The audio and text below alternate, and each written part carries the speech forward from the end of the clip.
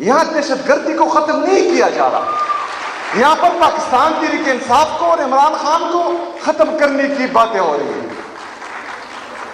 یہاں پر اگر دہشت گردی کو ختم کرنا ہوتا تو ہمارے ساتھ بیٹھتے ہیں, ہمارے ساتھ ایک پالیسی بناتے. میں آپ کو یہ وثوق سے کہتا ہوں کہ اب ملٹری آپریشن شروع ہونے سے پہلے پورے افریدی قوم میں ایک بھی بھیک مانگنے والا نہیں تھا, نہ مرد نہ عورت.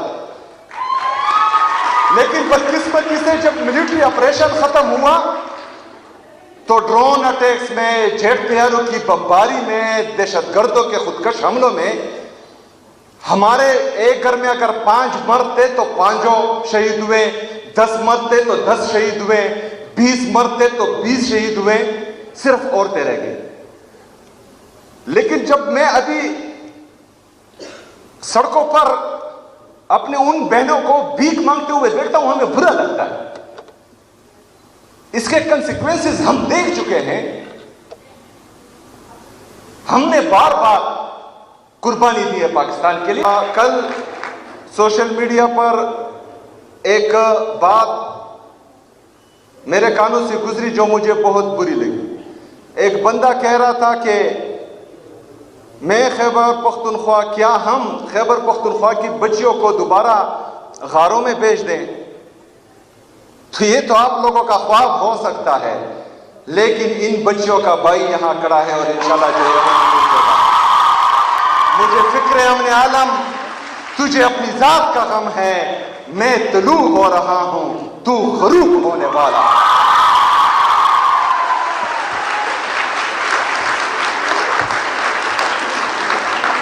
میں اپنی تمام بہنوں کو جنہوں نے آج اپنی ڈگریز مکمل کی, چاہے وہ بیچلرز کی ہیں, ایم فل کی ہیں, پی ایچ ڈی کی ہیں, تمام کو دل سے مبارکباد پیش کرتا ہوں اور امید رکھتا ہوں کہ انشاءاللہ تعالی آپ اس صوبے اور اس ملک کے بہترین مستقبل میں اس سے آگے اپنا کردار ادا کریں گے انشاءاللہ تعالی. میں ان تمام سٹوڈنٹس کو خراج تحسین پیش کرتا ہوں اور سلام پیش کرتا ہوں, ان کے پیرنٹس کو, ان کے ٹیچرز کو. اپنی محنت اور لگن سے گولڈ میڈل حاصل کیا ہے, ان سب کو مبارکباد.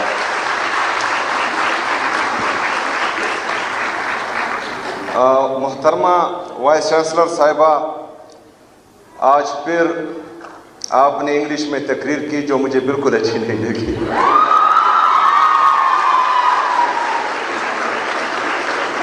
میں نے تمام یونیورسٹیز کو یہ ہدایت دی ہے کہ ہماری قومی زبان اردو ہے اور تمام تقریریں اردو میں ہوگی.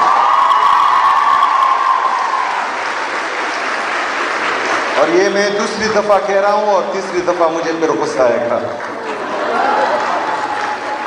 بہرحال وائس چانسلر صاحب, آپ کی محنت سے یہ یونیورسٹی یہاں تک پہنچی ہے. ہم آپ کو بھی خراج تحسین پیش کرتے ہیں, آپ کے پورے اسٹاف کو بھی جو محنت کر رہی ہیں.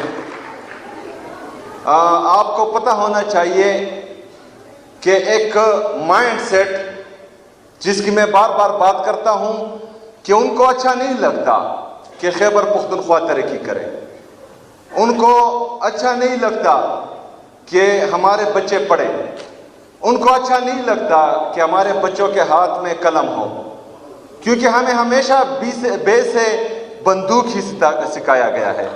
لیکن انشاءاللہ تعالی اس دفعہ ہم کاف سے قلم ہی سیکھیں گے, بے سے بندوق نہیں سیکھیں گے.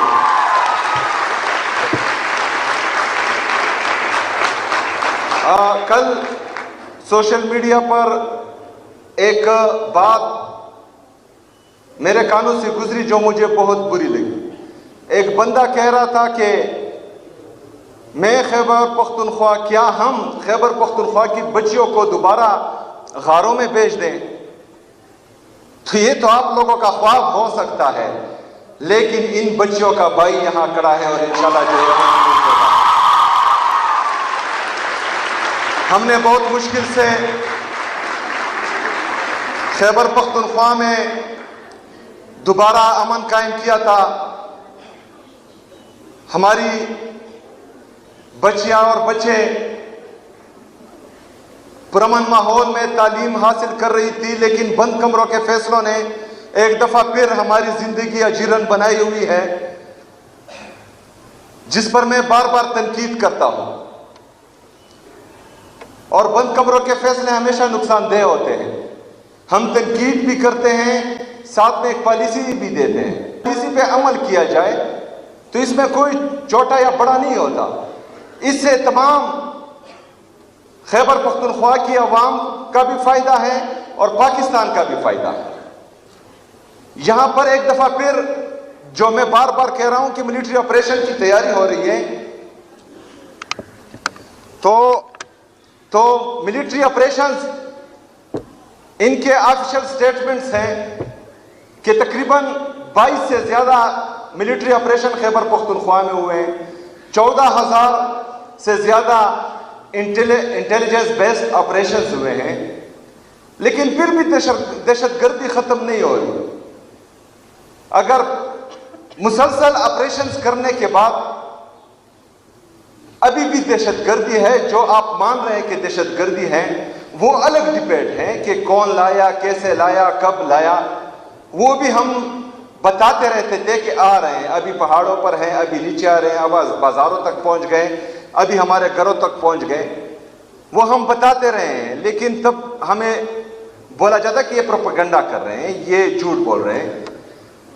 اور مراد سعید صاحب کی تمام تقریریں اور تمام سٹیٹمنٹس موجود ہیں اس حوالے سے، وہ ریکارڈ پر ہیں، وہ ہر بندہ دیکھ بھی سکتا ہے۔